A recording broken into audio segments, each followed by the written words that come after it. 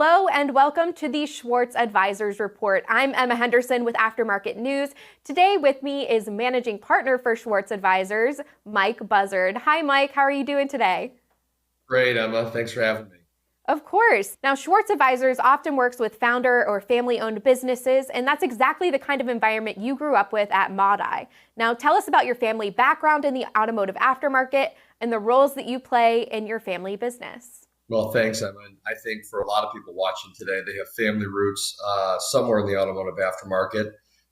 For me, we had a family warehouse distributor business that was started by my grandfather, Clay, in Buffalo, New York. And over 40 years, my dad and his brothers helped build the business. And as third generation, myself and a lot of my siblings came in, especially when we were in high school, getting thrown in the warehouse and being put to work. So it laid a great foundation for me in my career, and really started to develop the love of the automotive aftermarket for me and a lot of people around me at that time. Absolutely. And after MAWDI, you obviously stayed in the aftermarket. So what did you do after the sale?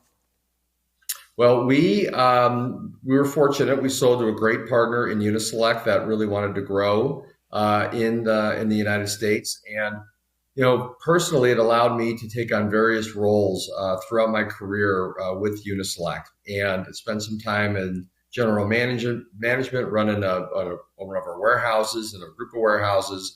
Ran our marketing department, our corporate marketing group when I moved to Atlanta, and then was able to get into product management and VP sales and marketing to be able to kind of run our sales organization. So a lot of what I did was, although it was with one business, it allowed me to get a very wide range of perspective across the different disciplines in a warehouse distributor. And one of my roles also was in corporate development through that time. So felt like I really had a great opportunity to expand my career post-transaction. Yeah, lots of neat opportunities. And it sounds like your corporate development role matches well with what you do now at Schwartz Advisors.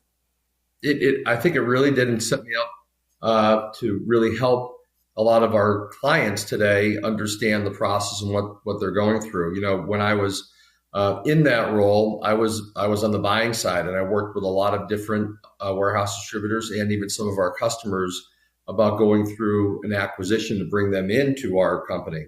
So I learned a lot in that role about what a buyer needs through a transaction and what they're really looking for in an acquisition to be able to go through and grow their business. So that puts me in a nice situation with our clients to help them understand what the other side's looking for and really what that's going to mean for them through a transaction. Absolutely. And your family business also went through a sales process. So talk about this decision to sell the business. Was it hard to come to that decision? And what were the family's major concerns? Well, I think for every family business, they have their own reasons for coming to that phase of their business life, right? For us, we were a pretty large size warehouse distributor, but we realized that the big boys out there were getting bigger, and for us to really compete, we needed to find a partner that was going to provide the capital to allow us to grow and eventually fill out some of the parts of the country that we weren't in to be more competitive out there in the marketplace. That was one of the main factors for us to be able to come to a partnership with Uni-Select at the time.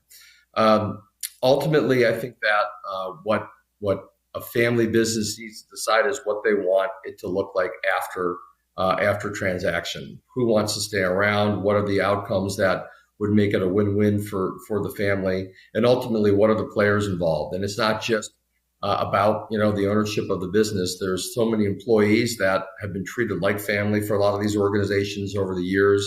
A lot of customers rely on them. A lot of supplier relationships are important. So when you put all that in perspective, I think that's really what's going to be important to make that decision of what the outcomes, what a positive outcome can be for a lot of our clients out there.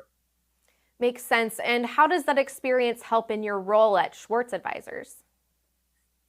I think that, as I mentioned before, being on both sides of the table makes a big difference.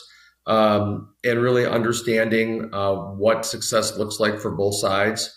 Now, of course, our clients are the ones that are really stepping up to the plate and making this big decision about moving on with with their ownership of their business, but ultimately they're going to want it left in the right hands, and they're going to want to make sure the partner that they choose is going to be able to take the business to the next level and take care of all those stakeholders I mentioned earlier. So I think my role in corporate development on both sides, as well as of being a part of a family business, puts me in a position where it's easy for me to understand a lot of the emotions that get involved, a lot of the give and take that gets involved, but ultimately try to find a place where both sides are going to be really happy after a transaction.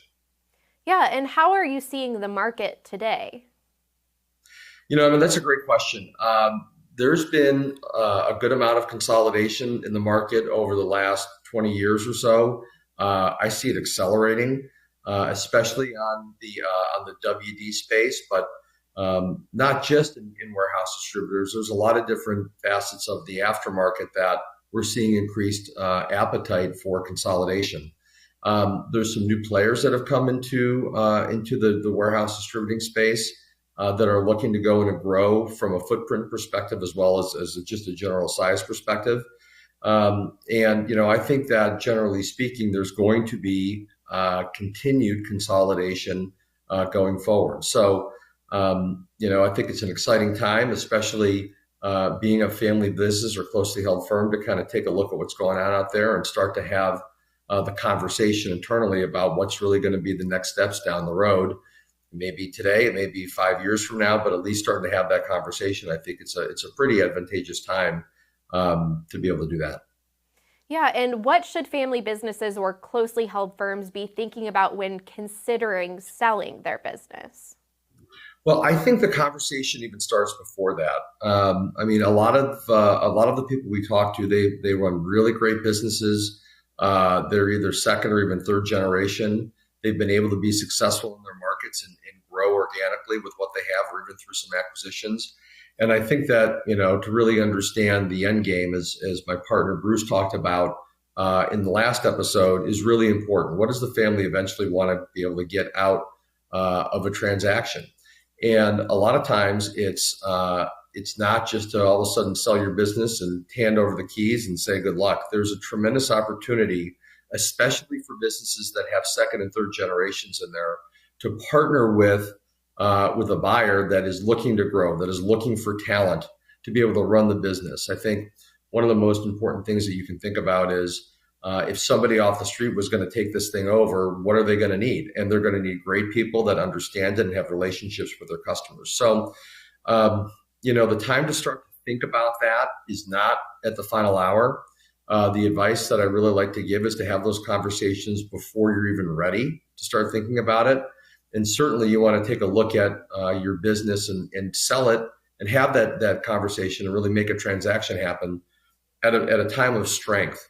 A lot of people try to hang on too long, and they may not be able to continue to grow. They don't have the capital to continue to invest in the business. So you really want to be able to be prepared and have that type of decision to be made at a time of strength, not when perhaps the market's starting to grow a little faster than you are. Well, thank you so much for joining us today, Mike. He's a managing partner with the Schwartz Advisors. And for the Schwartz Advisors Report, I'm Emma Henderson. Thank you so much for joining us.